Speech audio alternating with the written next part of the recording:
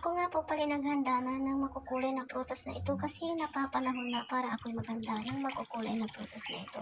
Ayan, iba't ibang kulay ang inyong makikita, kadaming kulay, kagaya po ng ating paligid makulay, kagaya ng ating buhay super makulay, iba't ibang kulay ang inyong makikita dyan.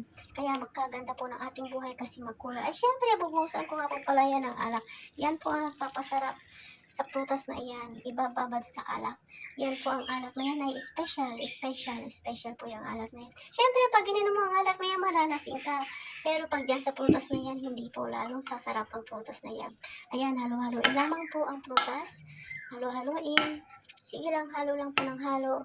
Ayan, para maging pantay po ang alak. At syempre, ibababad po yan ng matagal para manuot ang alak sa loob ng mga prutas na yan. Yun po ang technique, yun po ang nagpapasarap sa prutas na yan, ang alak na iyan. O di po ba, super makulay, super ganda. Ayan, para ready na po akong gumawa ng cake na special na ginagamitan po nito. Yan po kasi ang ingredients, yan po ang main ingredients ng aking lulutuin na special na cake sa araw po ng December. O ayan po, di po ba ang ganda ng kulay? Super makulay, kagaya ng ating buhay, super makulay. Kaya thank you Lord po sa buhay naming makulay. Bye!